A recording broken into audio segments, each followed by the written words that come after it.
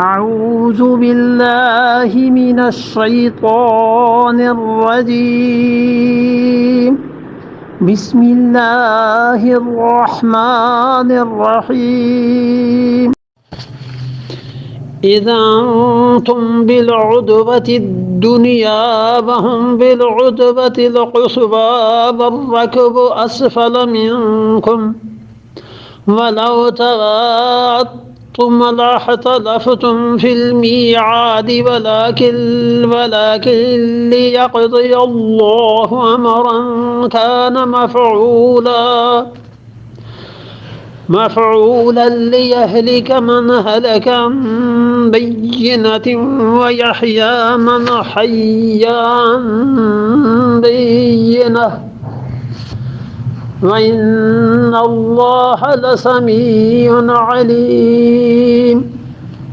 اب دیکھیے اس کے بعد 42 نمبر آیت اللہ تعالیٰ نے پھر بدر کے حالات کا بیان شروع فرمایا ہے اور ارشاد فرمایا کہ انتم بالعدوۃ الدنیا، اور وہ وقت یاد کرو جبکہ یہ اس کا جو لفظ ہے نا، یہ اس کا لفظ آپ دیکھیں گے بار بار آ رہا ہے اس صورت میں۔ مثلا یہاں آ گیا ہے 42 نمبر آیت کی صورت میں، آگے آپ دیکھ لیجئے تو 43 نمبر جو آیت ہے اس کی شروع میں پھر از آ گیا ہے، پھر 44 نمبر آیت ہے اس کے شروع میں پھر از آ گیا ہے۔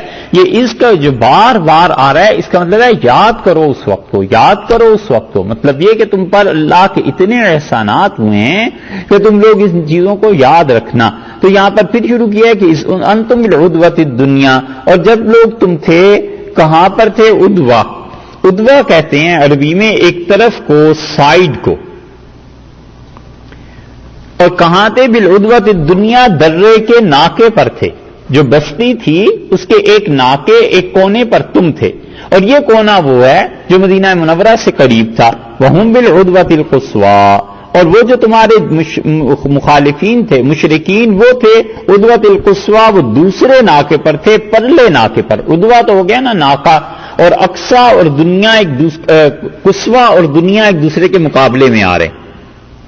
اس آیت تو پھر دیکھ لیں گے، عدوہ تو ہو گیا عدوہ کے مقابلے میں نا، اذ انتم بالعدوۃ الدنیا وہم بالعدوۃ القصویٰ، تو عدوہ تو مطلب یہ ہوا کہ ایک سائیڈ، طرف، تو ایک سائیڈ کون سی تھی؟ دنیا، اور ایک سائیڈ کون سی تھی؟ قصویٰ۔ تو دنیا اس سائیڈ کو کہا گیا ہے جو مدینہ منورہ کی طرف تھی، کیونکہ مسلمان ادھر سے آ رہے تھے، اور یہاں عدوۃ القصویٰ اقصا کہتے ہیں عربی میں دور کی جگہ کو، اقصا کا مطلب دور کی جگہ۔ اسریٰ بعبدہ لیلا من المسجد الحرام الی المسجد الاقصی، راتوں رات اللہ تعالیٰ لے گئے، پاک ہے وہ ذات جو اپنے بندے کو اس مسجد حرام سے مسجد اقصی تک، یعنی وہ جو دور کی مسجد ہے اس مسجد اقصی تک۔ تو عدوۃ الدنیا کے مقابلے میں آ گیا عدوۃ القصویٰ۔ تو عدوۃ القصویٰ جو ہے اس کا مطلب ہے کہ وہ مکہ سے آ رہے تھے تو وہ اپنی طرف تھے، ان کا کنارہ اللہ تعالیٰ نے کہا، قصویٰ دور کی جگہ اور دنیا قریب کی جگہ۔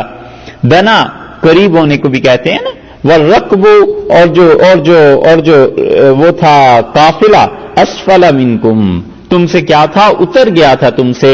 قافلہ جو تھا اس میدان جنگ سے کئی میل پرے ہٹ کے سمندر کے کنارے سے وہ لے گئے ابو سفیان سے نکال کے۔ یہ جو اللہ تعالیٰ نے یہاں پر فرمایا والرکب اسفل منکم، رکب جو ہے راکب کی اس میں جمع ہے، راکب ماشی پیدل چلنے والا، راکب سوار۔ تو فرمایا وہ جو قافلہ تھا اسفل منکم، وہ تو نیچے سے نکل گیا، کیونکہ اس ابو سفیان رضی اللہ عنہ کو خبر ہو گئی تھی کہ مسلمان اس قافلے کو لوٹنے کی تیاری کر رہے ہیں، تو وہ اپنے آپ کو بچا کے ادھر سے نکل گئے، اور وہ نکلے ہیں اور انہوں نے جا کر پیغام بھی جو آیا ابو جہل کو کہ ہماری حفاظت کے لیے تم لوگ نکلے تھے نا، ہم بخیر خوبی یہاں پر پہنچ گئے ہیں اور تم ایسے نہ کرو، اب لڑائی کے بجائے واپس آ جاؤ۔ لیکن ابو جہل نہیں مانا اور وہ جا کر لڑا ہے۔ اور دیکھیے اس سے بھی یہ دلیل کیا ثابت ہوتی ہے کہ قافلے کے لیے مسلمان نکلے تھے یا مسلمان جنگ کے لیے نکلے تھے۔ اللہ تعالیٰ نے فرمایا وَلَوْ تَوَاعَدتُّمْ، اور اگر تواعدتم نہ پہنچتے، ولو تواعدتم، اور اگر تم آپس میں وعدہ کرتے، وعدہ ایک دوسرے سے وعدہ کرنا، تواعدتم تم ایک دوسرے سے وعدہ کر لیتے مسلمان اور کافر، لاختلفتم تو تم ضرور کیا ہوتا؟ نہ پہنچتے، فی المیعاد وعدے کے مطابق نہ پہنچتے۔ جنگ کا اگر وعدہ ہو جاتا اور پہلے سے ٹائم متعین ہو جاتا کہ فلاں دن فلاں مقام پہ ہم لڑیں گے، اللہ نے فرمایا تم دونوں آگے پیچھے ہو جاتے، کچھ نہ کچھ ہو جاتا، کافر اور کوئی بہانہ کر لیتے، جو نہ لڑنا چاہتے نہ لڑتے، مسلمان وہ اپنی تدبیر سوچتے، کچھ کرتے کہ بھئی کتنے ہم جانا ہے نہیں جانا، مسلمانوں کا آپس کا بھی اختلاف ہو سکتا تھا، آگے آ رہا ہے صحابہ رضی اللہ عنہ کے متعلق کہ تم میں بھی دو گروہ ہو سکتے تھے، کچھ کہتے کہ لڑنا ہے، کچھ کہتے تھے نہیں لڑنا، حتیٰ کہ وہ مسلمان جو مکہ مکرمہ میں رہ گئے تھے، وہ لڑکے اور نوجوان جو مسلمان ہو گئے تھے اور ان کے والدین نے انہیں ہجرت سے روک دیا تھا، انہوں نے بھی ایک جملہ ایسا کہہ دیا تھا جس کا اللہ تعالیٰ نے سخت نوٹس لیا ہے، انہوں نے بھی کہہ دیا کہ یہ مسلمانوں کی بہت بڑی غلطی ہے کہ ان کی تعداد دیکھو، ان کا اسلحہ دیکھو اور ٹکر لینے لگے ہیں قریش سے اور اہل مکہ سے۔ یہ جو جملہ انہوں نے کہا تھا اللہ تعالیٰ نے اس کو بھی آگے ارشاد فرمایا ہے، تو اس لیے اللہ تعالیٰ نے فرمایا کہ اگر وعدہ ہو جاتا دونوں طرف سے تو کیا ہو جاتا، لختلفتم فی المیعاد، تم دونوں جو تھے مقررہ جگہ پر پہنچنے میں مختلف ہو جاتے، وعدہ پورا نہ ہوتا، جب وعدہ پورا نہ ہوتا تو جنگ بھی نہ ہوتی، لیکن لیکن لیقضی اللہ تعالیٰ نے کر ڈالنا تھا امرن ایک کام، کان مفعولا جو ہو چکا تھا، اللہ کے نزدیک یہ کام ہو چکا تھا، خدا کے نزدیک یہ کام پورا ہو گیا تھا، اللہ نے کر دینا تھا یہ کام، یعنی اللہ کے ہاں یہ کام ضروری تھا کہ وہ اپنے دوستوں کی مدد کرے اور اپنے دشمنوں پر قہر نازل کرے۔ یہ جو لام ہے نا ولاکن لیقضیہ، یہ ایک لام اور اس کے بعد آتا ہے لیہلک، لیقضی اللہ امرا کان مفعولا ایک، اور لیہلک من ہلک، یہ دونوں لام جو ہیں اس کا مطلب ہے خدا کو یہ غرض تھی، خدا یہ چاہتا تھا، اللہ کو یہ بات مطلوب تھی، ولیکن لیقضی، اور لیکن اللہ نے چاہا، یقضی اللہ امرا کان مفعولا، یہ کام کر ڈالے جو کہ ہو چکا تھا، اللہ نے چاہا کہ تم نکلے تو قافلے کے لیے ہو، لیکن اللہ تم لوگوں کو آپس میں بڑھا دے، اور اللہ یہ چاہتا تھا کیا چیز، ایک تو یہ چاہتے تھے حق تعالی شانہ کہ یہ لڑائی ہو، اور ایک یہ چاہتے تھے کہ کچھ لوگ ہلاک ہوں اور کچھ لوگ جیتے ہوئے باقی بچیں، اس لیے اللہ تعالی نے فرمایا کہ ہم نے یہ کام کروانا ہی کروانا تھا، تم لوگ نکلے تھے قافلے کے لیے اور اچانک صورتحال ایسی پیش آ گئی کہ اس صورتحال میں سوائے لڑائی کے اور کوئی آپشن رہی ہی نہیں، اور یہ ہوا کرتا ہے، اللہ جب کوئی کام کرانا چاہے تو اسباب، حالات، احوال ایسے پیدا کر دیتا ہے کہ آدمی کے لیے کوئی اور چوائس رہتی ہی نہیں، لامحالہ اتنا پھنس جاتا ہے انسان کہ اس کام کو کیے ہی بنتی ہے، اس کے بغیر انسان رہ ہی نہیں سکتا، انسان کے اختیارات اپنے بھی ختم ہو جاتے ہیں، اور یہی وہ چیز ہے جو نبی کریم صلی اللہ علیہ وسلم کے سامنے آپ نماز پڑھ رہے تھے تو ایک آدمی پکڑا گیا اور اس کو مارا، صحابہ کرام رضی اللہ عنہ نے کہا اور بتاؤ تم ابو سفیان کدھر گیا ہے، تو اس نے کہا میں عتبہ، شیبہ، ولید، ابو جہل ان کا بتاتا ہوں، مجھے اور کچھ نہیں پتا۔ انہوں نے پھر مارا تو اس سے کہا مجھے تو پتا نہیں بھائی، میں سچی بات تمہیں بتاتا ہوں۔ تو حضرت صلی اللہ علیہ وسلم نے سلام پھیرا اور آپ نے فرمایا جب یہ سچ بولتا ہے تو تم اسے مارتے ہو، اور تم اسے مارتے ہو تو کہ یہ جھوٹ بولے تو اسے نہیں پتا، چھوڑ دو اسے۔ اور رسول اللہ صلی اللہ علیہ وسلم کو اس نماز میں یا اس سے تھوڑی دیر پہلے یہ بات اندازہ ہو گیا تھا کہ قافلہ نکل گیا ہے اور اب ہمارے پاس کوئی چوائس نہیں رہی سوائے اس کے کہ ان کافروں سے لڑ۔ یہ وہ چیز ہے جس کے متعلق اس دن آپ سے عرض کیا تھا کہ شبلی نعمانی جو تھے انہوں نے اس چیز کو دوسرے رنگ میں لیا۔ شبلی نعمانی بہت بڑے آدمی تھے، ان کا مطالعہ، ان کا علم، ان کی ٹکر کا اس دور میں آدمی ملنا دشوار ہے۔ ہمیں سب معلوم ہے ندوہ میں جتنے پڑھے لکھے تھے الحمدللہ، اور دیوبند میں بھی جتنے پڑھے لکھے تھے یا بریلی میں جتنے پڑھے لکھے تھے، سب کو نظر میں رکھ کے کہتے ہیں کہ شبلی جیسا وسیع مطالعے کا انسان اور اتنا پڑھا لکھا آدمی ممکن نہیں تھا۔ اللہ نے اتنی انہیں وسعت دی تھی علم میں، اور کوئی ایک علم ہو تو آدمی اس کا گنے۔ تاریخ میں دیکھو وہ آدمی پڑھا لکھا ہے، شعر و شاعری میں دیکھو اس آدمی کا کمال ہے، حدیث میں دیکھو جب ان پر جس زمانے میں غلبہ تھا حنفیت کا، ان پہ ایک دور پورا ایسا گزرا ہے کہ ہندوستان میں جہاں کہیں اہل حدیث کی بات ہوتی تھی اس کی ٹکر، اس کے توڑ کے لیے شبلی بھاگے جاتے تھے۔ وہ جوانی کا زمانہ تھا، جوش کا، انہوں نے حدیث کو پڑھا تھا اور اب بھی جو انہوں نے فاتحہ خلف الامام پہ کتاب لکھی ہے وہ پڑھنے سے اندازہ ہوتا ہے. اختلاف اتفاق الگ چیز ہے، لیکن ایک آدمی کا مطالعہ کتنا تھا، علم کتنا تھا. حدیث میں ان کا یہ حال ہے. قرآن پاک کی تفسیر میں بعض اوقات وہ رائے دیتے ہیں، اس رائے کا الگ حال ہے. اسی طرح بہت سی چیزیں شبلی میں اللہ نے جمع کر دی تھیں، اور انہوں نے حتیٰ کہ اس پڑھائی کے دوران کا حال یہ تھا کہ جب وہ سر سید کے پاس گئے ہیں علی گڑھ میں، تو وہ خود کہتے تھے کہ علی گڑھ میں جا کے وہ فرماتے تھے کہ میں ان الماریوں کے سامنے گھنٹوں کھڑا رہتا تھا اور تھک کے بیٹھ جاتا تھا کتابیں دیکھتے دیکھتے پڑھتے پڑھتے، اور سر سید نے اپنا کتب خانہ میرے لیے بالکل آزاد کر دیا تھا. اور فرمایا الماریوں کے نیچے وہ سامنے بیٹھ جاتا تھا، نیند آتی تھی سو جاتا تھا، پھر اٹھ کے پڑھنا شروع کر دیتا تھا. کتابوں سے ایک طرح کا ان کو عشق ہو گیا. بڑا علم اللہ نے دیا تھا، اس میں شبہ نہیں. اور کبھی آپ جا کے ان کا کمرہ دیکھیں، لکھنؤ میں ہم نے ان کا کمرہ دیکھا ہے، حیرت ہوتی تھی کہ اتنا بڑا آدمی، اتنا ایک چھوٹا سا کمرہ، بس اس میں کام ہوتا رہا. وہ تو جب بعد میں ان کی طبیعت خراب ہونا شروع ہوئی ہے اور موسم کے اثرات اور یہ چیزیں، تو پھر وہ بمبئی چلے جاتے تھے. سیرت جو انہوں نے لکھی ہے یہ کوئی چھوٹی سی چیز نہیں. اس سیرت کا مقابلہ اردو میں کون سی کتاب اب تک کر سکتی ہے؟ 1890 میں انہوں نے 1898 میں 96 میں سیدنا عمر رضی اللہ عنہ پہ کتاب لکھی تھی. اور اس آدمی کا ذوق دیکھیے، جرمنی سے انہوں نے بلایا ایک آدمی کو اور کہا اس پہ عمر رضی اللہ عنہ کے زمانے کی تاریخ میں آپ کے سامنے رکھتا ہوں، یہ نقشے رکھتا ہوں. اور جرمن پروفیسر سے کہا کہ تم حضرت عمر رضی اللہ عنہ کے دور کا نقشہ بناؤ کہ اس زمانے میں مسلمان کہاں کہاں پہنچے تھے، کون کون سے علاقے فتح ہو گئے تھے. وہ جرمن انجینئر تھا، اس نے نقشہ بنا کے دیا. اس لیے الفاروق کے جو پرانے نسخے تھے اس میں وہ نقشہ چھپا ہوا تھا. اب جو الفاروق کے نسخے چھپتے ہیں اس میں نہیں.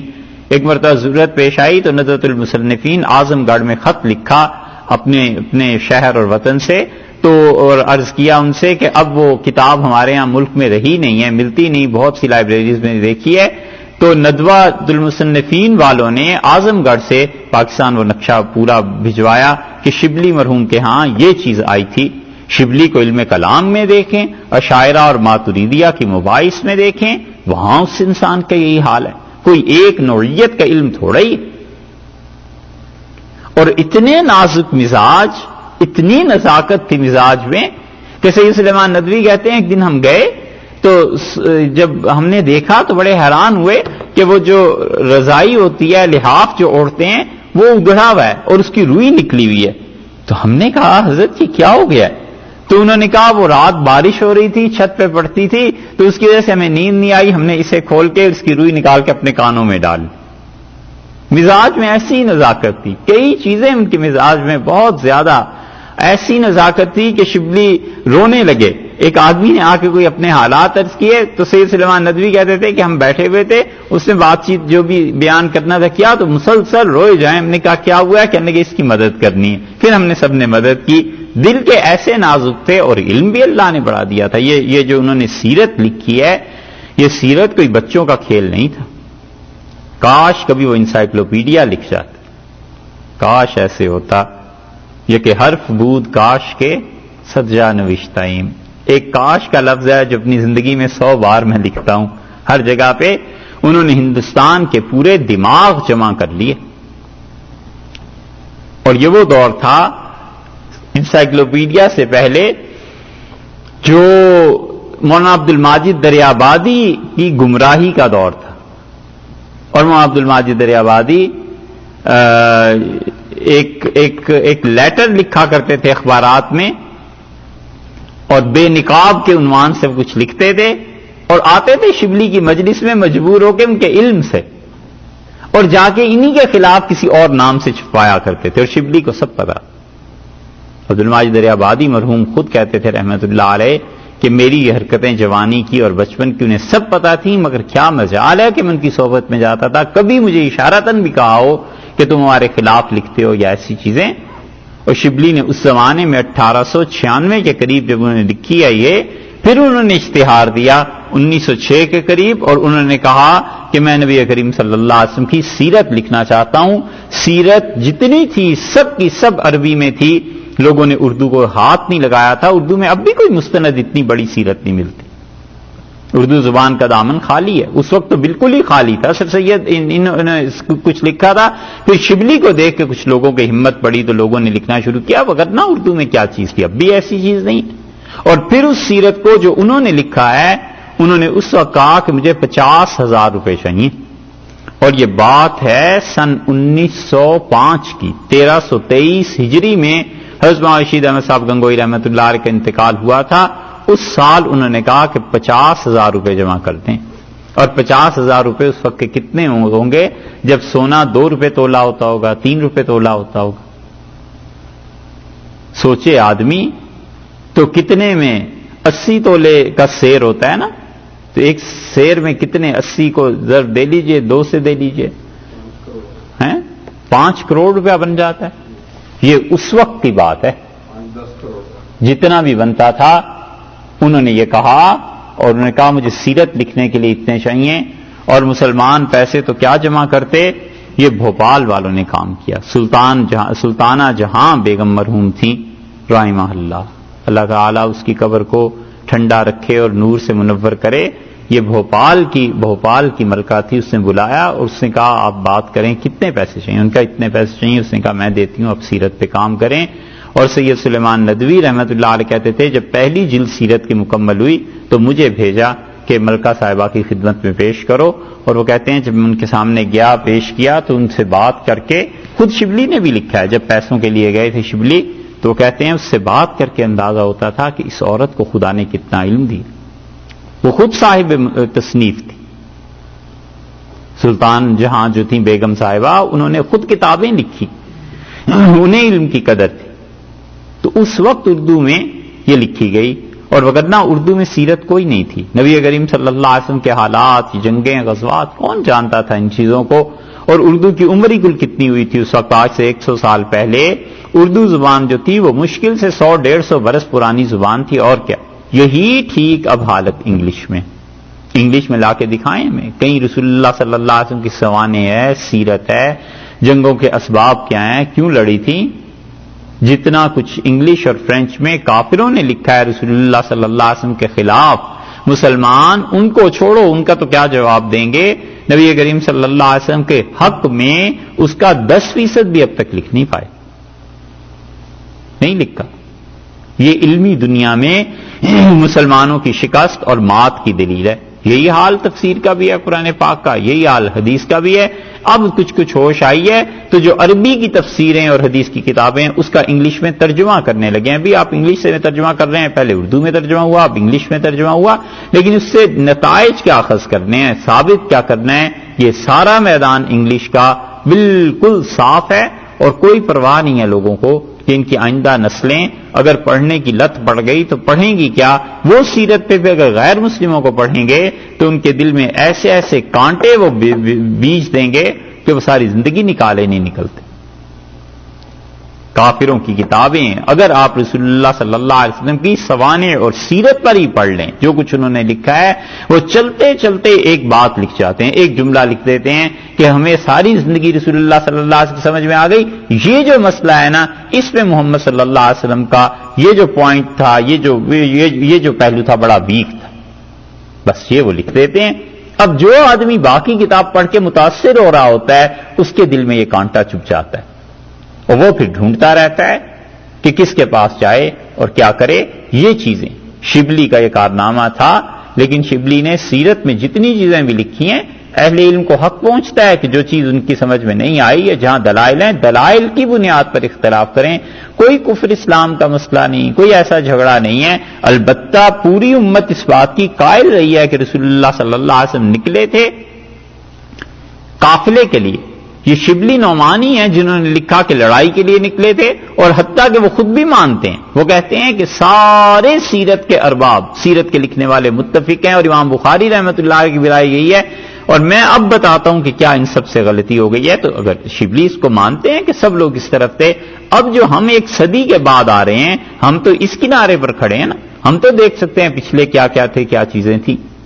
عین ممکن ہے کہ کل کو یہ جو تفسیر, یہ جو چیزیں آئندہ آنے والے کوئی لوگ سنیں, اگر فرض کر لیں تو ہماری بھی غلطی واضح کریں کہ جی یہ بات غلط تھی, یہ بات اس کے مقابلے میں صحیح تھی. یہ علمی دنیا میں چلتی رہتی ہیں چیزیں. لیکن انسان نیت اس کی صاف ہو. ہم سمجھتے ہیں نیت ان کی بھی صاف تھی. اور اسی طرح جو بہتر سے بہتر کوشش کر کے وہ کام کر سکتا ہے وہ لے آئے، اللہ کے ہاں سے اجر پائے گا. غلطیاں سب سے ہی ہوتی ہیں، کون ہے جس سے نہیں ہوئی؟ امام بخاری رحمۃ اللہ علیہ کا تذکرہ آپ نے سنا، سید سلیمان ندوی رحمۃ اللہ علیہ، مولانا شبلی نعمانی رحمۃ اللہ علیہ، کس کے متعلق اس تفسیر کی آیات میں نہیں آیا کہ یہ انہوں نے بات صحیح نہیں لکھی، یہ بات غیر مناسب تھی، یہ چیز ایسے اس طرح ہوتا ہے. لیکن اس کا مطلب یہ نہیں ہے کہ انسان ان لوگوں سے قطع نظر کر لے اور ان کی علمی خدمات کا اعتراف نہ کرے. ان کی نیتیں صحیح تھیں اور محنت انہوں نے کی، اس میں شبہ نہیں. اتنی محنت کی کہ شبلی رحمت اللہ علیہ، یہ سید سلیمان ندوی رحمت اللہ علیہ کہتے ہیں جب شبلی کا انتقال ہو رہا تھا تو انہوں نے 3 آدمیوں کے نام خط لکھے کہ انہیں بلاؤ اور سیرت پوری کریں. ان میں ایک وہ بدنام زمانہ جن کو مسلمانوں نے اب تک گالیاں دینا، ابھی چند دن پہلے ایک مضمون پڑھ رہے تھے اس میں بھی اس کو گالیاں دی ہوئی ہیں، مولانا ابوالکلام آزاد کو. مولانا ابوالکلام آزاد مرحوم کو بلایا شبلی نے اور انہوں نے کہا اسے بلاؤ. سید سلیمان ندوی رحمت اللہ علیہ کو بلایا تھا اور ایک اور سید سلیمان ندوی رحمت اللہ علیہ کو تار دلوایا کہ آؤ. اور سید صاحب کہتے تھے میں فجر کی نماز پڑھی تو میرے دل میں آیا کہ میں جاؤں استاد کی سے ملنے کے لیے، بغیر کسی وجہ کے چل پڑا. بہار جن لوگوں پر فخر کر سکتا ہے ان میں یہ ہستی تھی. وہ کہتے ہیں میں جب پہنچا ہوں تو معلوم ہوا کہ مولانا ابوالکلام آزاد کو تو تار ہی نہیں ملی، خط ہی نہیں ملا، اور جو دوسرے صاحب تھے انہیں بھی نہیں. اور میں آ گیا تھا اور مجھے دیکھ کے شبلی روئے اور انہوں نے کہا اب کیا رہا. اور وفات ان کی وہ بھی جلدی ہو گئی، 60 کے بھی پورے نہیں ہوئے. عزائم ان کے اتنے بلند تھے. اور پھر وہ ساری گٹھڑیاں انہوں نے بندوا کے رکھ دی تھیں اور سید صاحب کہتے ہیں مجھے سمجھایا اور مجھے کہا کہ یہ سارے مسودات، ساری کتابیں یہاں پڑھی ہیں اور ان سے تم نے سیرت لکھنی ہے. اور میرا ہاتھ پکڑ لیا اور روتے رہے اور کہنے لگے وعدہ کرو یہ سیرت پوری کرو گے. تو میں نے ان سے وعدہ کیا اور میں نے کہا ضرور کروں گا. تو یہ پھر سید سلیمان ندوی رحمت اللہ علیہ نے زندگی لگا دی، کھپا دی اور سیرت لا کے مسلمانوں کو دی ہے کہ یہ رسول اللہ صلی اللہ علیہ وسلم کے حالات ہیں، احوال ہیں. اور کوئی ہمیں شبہ نہیں ہے، کوئی اس بات کو چیلنج نہیں کر سکتا انشاءاللہ کہ اب تک سید سلیمان ندوی رحمت اللہ علیہ کی سیرت کے مقابلے میں اردو میں کوئی سیرت پہ نہیں ہے، کچھ بھی نہیں. بہت لوگوں نے لکھنے کی کوشش شروع کی تھی اور بہت لوگ لکھنا چاہتے تھے. مودودی صاحب نے کہا کہ سیرت نبی کریم صلی اللہ علیہ وسلم کی لکھیں تو نعیم صدیقی مرحوم وہ بھی انتقال کر گئے، انہوں نے لکھنی شروع کی اور انہوں نے تفہیم القرآن ہی سے مختلف جگہوں سے اسے ایڈٹ کر کے مولانا کے سامنے پیش کیا اور کہا یہ ہے سیرت. تو بڑے خوش ہوئے. انہوں نے کہا مجھے تو خود پتا نہیں تھا کہ میں اتنا کچھ سیرت پہ لکھ چکا ہوں. پھر تیسری جلد جب لکھنے کے لیے انہوں نے سارا کام مکمل کیا ان کا انتقال ہو گیا. یہ تو عمر بھر کے کام ہوتے ہیں. اور پھر جو اس کے لیے سرمایہ چاہیے، جو کتابیں، شبلی نعمانی کو ایک بات کا کریڈٹ اور بھی جاتا ہے اور وہ یہ کہ اس آدمی کے زمانے میں کتابیں نہیں ملتی تھی. اتنی خطیر رقم کروڑوں روپے خرچ کرنے کے باوجود بعض کتابیں انہیں نہیں مل سکی. البدایہ والنہایہ جو تاریخ کی اہم ترین کتابوں میں سمجھی جاتی ہے اور اب گلی گلی محلے محلے میں مل جائے گی جہاں پڑھنے والے لوگ ہیں. شبلی بار بار لکھتے ہیں کاش یہ کتاب ہمارے سامنے ہوتی، اس سے فائدہ اٹھاتے. یہ چیزیں تھیں. تو اس لیے اہل علم سے غلطیاں ہوتی ہیں لیکن آدمی یہ دیکھے کہ اس کی نیت ٹھیک تھی یا نہیں. آثار اور قرائن سے پتہ چل جاتا ہے یا پھر اللہ جانتا ہے. اور دوسری چیز اس نے اپنی طرف سے کوئی کوتاہی تو نہیں کی ان چیزوں میں. جب یہ دو چیزیں ہو گئی، نیت اس کی درستی، اپنی طرف سے اس نے کوتاہی نہیں کی، اس کا اجر انشاءاللہ اللہ کے ہاں ملے گا. اس لیے یہاں یہ دلیل بنتی ہے کہ وَلَٰكِن لِّيَقْضِيَ اللَّهُ أَمْرًا كَانَ مَفْعُولًا، اللہ نے چاہا تھا کہ یہ کام اب ہو جائے. یعنی یہ جو تم کہتے ہو کہ قافلہ ملے، اللہ نے چاہا تھا کہ یہ کام ہو اور بجائے قافلے کے کیا ہو، دو چیزیں ہوں. ایک تو اللہ کی طرف سے یہ بات کھل کے سامنے آ جائے کہ خدا کس کے ساتھ ہے، کس کی وہ مدد کر رہا ہے. امرن کان مفعولا، ایسا کام جو کان مفعولا ہو گیا تھا. لیہلک من ہلک عن بینۃ، اور دوسری بات یہ ارشاد فرمائی ہے لیہلک، اور وہ ہلاک ہو جائے. اللہ کو یہ بھی مطلوب تھا. ایک ذرا سی بات اور بھی آپ سے عرض کروں. جس انسائکلوپیڈیا کا ہم ذکر کر رہے تھے نا، پورے ہندوستان کے دماغ شبلی نے جمع کیے اور انہوں نے کہا اسلام پہ انسائکلوپیڈیا لکھو، کیونکہ اب یورپ، امریکہ، ہر جگہ سے انسائکلوپیڈیاز کی صورتوں میں آ رہی ہیں چیزیں. اور جتنے لوگ تھے انہیں خط لکھا، اور ظاہر ہے کہ اس کے لیے لاکھوں کی رقم درکار تھی. بھوپال والوں نے، حیدرآباد والوں نے، سب نے وعدہ کیا کہ آپ لکھیں اور یہ رقم مہیا کریں گے. اور شاید 2 مہینے تک وہ اجلاس ہوتے رہے، اور کتنے 40-50 علماء تھے جنہیں انہوں نے جمع کر لیا، اور انہوں نے کہا میں آپ کو تنخواہ بھی دوں گا، بیٹھو اور انسائکلوپیڈیا لکھو. لیکن نواب جو تھے بہت سے پھر گئے اپنے وعدے سے، وہ منصوبہ پورا نہیں. کبھی وہ پورا ہو جاتا تو اب انسائکلوپیڈیا اتنی زبردست چیز ہوتی کہ کوئی آدمی بلا تکلف اس میں سے اسلام کی تاریخ، چیزیں، سب چیزیں پڑھ سکتا اور اطمینان ہوتا کہ یہ چیزیں بالکل سچائی کے ساتھ لکھی گئی ہیں، حقانیت کے ساتھ لکھی. اچھا دوسری جی ابھی تک نہیں آیا. انہوں نے سیرت پہ کام کیا ہے، سیرت پہ مدینہ منورہ کے علماء نے کام کیا ہے اور اچھا کام کیا، اچھا کام کیا. لیکن انہوں نے کیا یہ ہے کہ عنوان مقرر کر دیے ہیں، جہاد ہے، صبر ہے، اس طرح کی شکر ہے، اور اس کے تحت جو احادیث آئی ہیں بہت زیادہ چھان تحقیق اس کے بعد کئی برس میں انہوں نے ایک انسائکلوپیڈیا سیرت پہ مرتب کیا. وہ اچھی کاوش ہے ان کی. لیکن اس کو اگر آپ ایسے پڑھیں، فرض کریں کبھی ترجمہ بھی ہو جائے کہ اس سے نتائج برآمد کریں اور مصنف لکھے کہ اس سے یہ چیز ثابت ہوتی ہے، یہ بات نہیں. بلکہ انہوں نے احادیث کو، آیات کو، ان چیزوں کو ریفرنس کے طور پہ جمع کر دیا. دوسری بات یہ فرمائی کہ لیہلک من ہلک عن بینۃ، اللہ نے اس لیے یہ کیا کہ ایک بات تو کان مفعولا، فرمایا ہم یہ چاہتے تھے کہ اگر تمہارے درمیان پہلے سے کوئی بات طے ہو جاتی کہ فلاں جگہ پر فلاں وقت میں لڑائی ہوگی، کوئی نہ کوئی فریق سلپ کر جاتا، کوئی نہ کوئی عذر پیش آ جاتا. صحابہ رضی اللہ عنہ کے متعلق آگے فرمایا ہے کہ دیکھو یہ بھی ہو سکتا تھا کہ تم لوگ آپس میں بحث مباحثے میں پڑ جاتے. مراد وہاں پہ یہ مفسرین نے لکھا، اللہ نے کہا ایک دم سے ہم نے صورتحال ایسی بنا دی کہ اب سوائے لڑنے کے اور کوئی چیز تمہارے پاس نہیں رہی تھی. ایک یہ ہم چاہتے تھے خود، اور جب اللہ چاہے تو پھر اسی طرح کر دیا کرتا ہے. انسانی زندگی میں کئی مرتبہ حالات ایسے پیش آ جاتے ہیں کہ انسان کے پاس کوئی چوائس رہتی ہی نہیں سوائے اس کے کہ ایک تقدیر کا کام ہے جو پورا ہونا ہے اور وہ پوری ہو جاتی ہے. اور دوسرے فرمایا ہم یہ چاہتے تھے، یہ جو لام ہے نا لیہلک کے آغاز میں، اس کا مطلب یہ ہے کہ ہم چاہتے تھے لیہلک من ہلک عن بینۃ، کہ مرے، ہلاک ہو جائے، من ہلاکا جس نے مرنا ہے، عن بینۃ، واضح دلیل کے بعد وہ مرے، سوچ سمجھ کے مرے، سوچ کے مرے، ویحیا، اور زندہ رہے، من حیا، جو جیتا ہے وہ جیے، عن بینۃ، جان بوجھ کر سمجھ کر جیے. ہم نے چاہا تھا. قرآن کا یہ فکرہ دیکھو کیسی زبردست بات ہے. اللہ تعالی نے فرمایا ہم نے چاہا کہ جو ہلاک ہوتا ہے وہ دلیل کے ساتھ ہلاک ہو، اور جو زندہ رہے وہ اپنے زندہ رہنے کا جواز بتائے کہ کیوں زندہ ہو. یہی خدا کا اصول افراد کے بارے میں ہے، یہی اللہ کا اصول قوموں کے بارے میں ہے. جس قوم نے دنیا میں جینا ہے وہ اپنے جینے کا جواز بتائے کہ ہم کیوں آخر رہے ہیں، اور جس کو ہم نے تباہ کرنا ہے اس کو بھی جواز پتا ہونا چاہیے کہ اللہ کی طرف سے تباہی کیوں آ رہی ہے. لیہلکا، تاکہ ہلاک کرے اللہ تعالی، من ہلاکا، جو بھی ہلاک ہوتا ہے، یعنی ان مشرکین میں سے جو بدر میں مارے گئے ہیں قاتل، عن بینۃ، دلیل کی واضح ہونے کے بعد ہلاک. تھوڑے دلائل تھے رسول اللہ صلی اللہ علیہ وسلم کی حقانیت کے، تھوڑے دلائل تھے اس بات کے کہ یہ اللہ کے پرستار ہیں، تھوڑے دلائل تھے اس کے کہ اللہ کے گھر میں عبادت کا حق رکھتے ہیں، اور نبی کریم صلی اللہ علیہ وسلم، ان کا خاندان، ان سب لوگوں کو انہوں نے نکال دیا، صحابہ رضی اللہ عنہ کو نکال دیا. اللہ نے فرمایا ہم نے چاہا یہی تھا کہ دلیل کے ساتھ مریں، مرتے مرتے بھی انہیں پتا ہو کہ ہمیں آخر کس چیز کی پنشمنٹ، کس چیز کی یہ سزا مل رہی ہے. ویحیا، اور جو بچ گئے ہیں.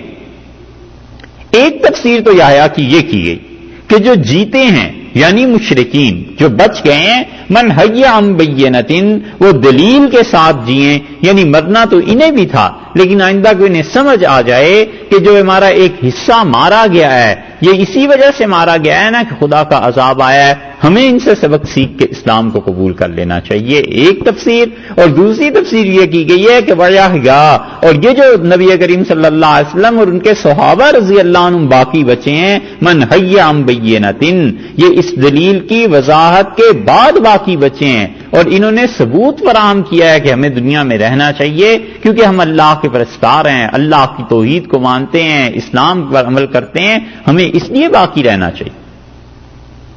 یہ قرآن کا اصول ہر امت کے لیے ہے اور ہر دور کے لیے. جب تک مسلمان جواز پیش کرتے رہے کہ ہمیں کیوں خدایا دنیا میں رہنا ہے، اللہ نے انہیں رکھا ہے. اور جس قوم نے بھی اپنا جواز مٹا دیا اور ثابت کر دیا کہ ہم اس دنیا میں رکھے جانے کے قابل نہیں ہیں، ان پر کوئی اور قوم غالب آ گئی اور جوتے ایسے پڑے کہ بسا اوقات قوم کے پوری طرح مٹنے کے آثار پیدا ہو گئے، جیسے یہودیوں کے ساتھ ہوا تھا. یہ تو اللہ کا فضل ہے کہ اسلام یہ دین کچھ باقی ہے، وگرنہ حقیقت میں مسلمانوں نے اپنا باقی رہنے کا کوئی جواز اب چھوڑا نہیں. اللہ نے فرمایا ہے جنہیں ہم نے باقی رکھا ہے. دونوں تفسیریں، مشرکین کو وہ بھی دلیل دیکھ لیں، اس لیے باقی رکھا ہے تاکہ کل کو اسلام قبول کرو، یا مسلمانوں کو تاکہ مسلمانوں کے پاس جواز ہے جینے کا، کیونکہ نبی کریم صلی اللہ علیہ وسلم کی تعلیمات پر عمل کرتے ہیں. وَإِنَّ اللَّهَ لَسَمِيعٌ عَلِيمٌ، اور لوگوں اللہ سننے والا ہے، علیم اللہ علم والا ہے، اسے سب خبر ہے جو کام تم لوگ کرتے ہو، اور وہ سنتا ہے ان مشوروں کو بھی، ان چیزوں کو بھی جو رسول اللہ صلی اللہ علیہ وسلم کے متعلق یہ لوگ کہہ رہے تھے، یہ لوگ جو کچھ کر رہے تھے کہ انہیں اس طرح قید میں ڈال دیں، یہ کر دیں، یہ کر دیں، اللہ کو سب خبر. کیوں یہ کام ہوا، کیوں یہ بدر ہوئی،